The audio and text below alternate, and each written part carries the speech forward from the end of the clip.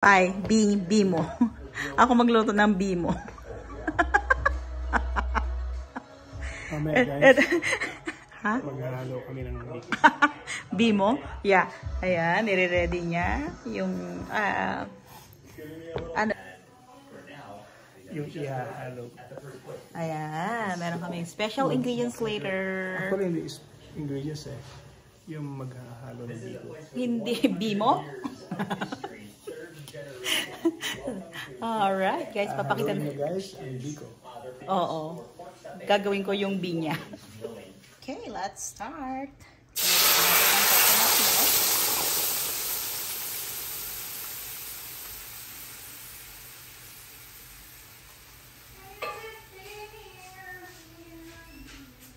Luto na rin yung ating palagkit.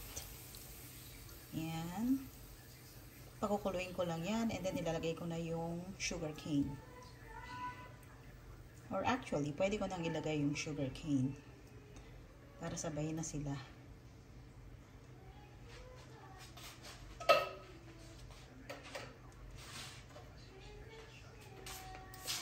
Ayan.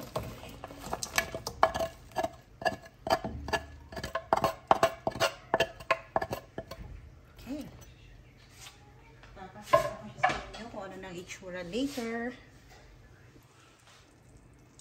Ayan guys, napakaganda na ng, ayan na ang niya, itsura. So ilalagay na natin yung ating malagkit. Ilalagay na natin yan. See?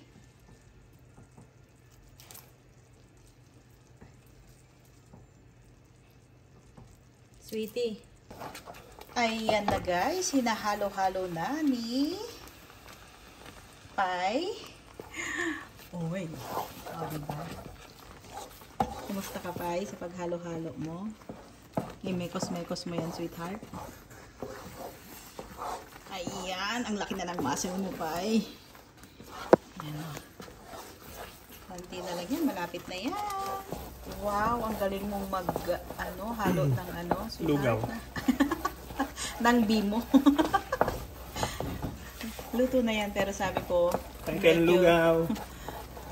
dapat very, pa siya. Kasi hindi na natin i-oven yan. So, yan. Malapit na siya maluto.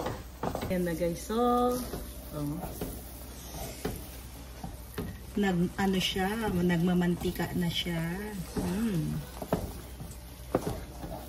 Ayan. Malapit nang maluto. Ayan na guys, ang Beanie Pie finished product. Alright guys.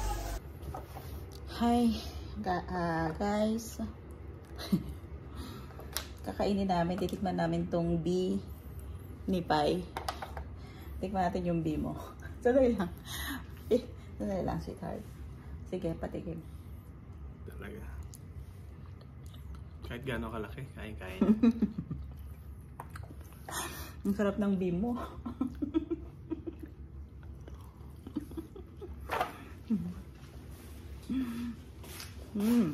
With coffee.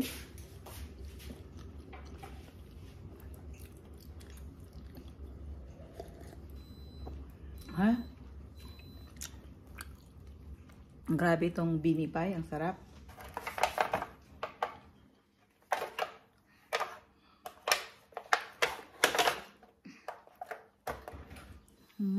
Beanie Pie.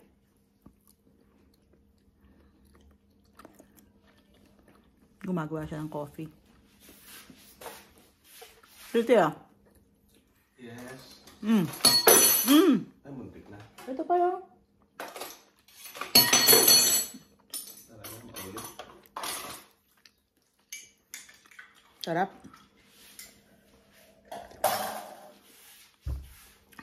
Ito talaga ang tasa sa kape. Aww. Bimo. Yung bango ng kape mo. Alright guys, masarap ang Beanie Pie. Sa uulitin, Pie ha. Masarapan mo yung bimo. Thank you guys for watching.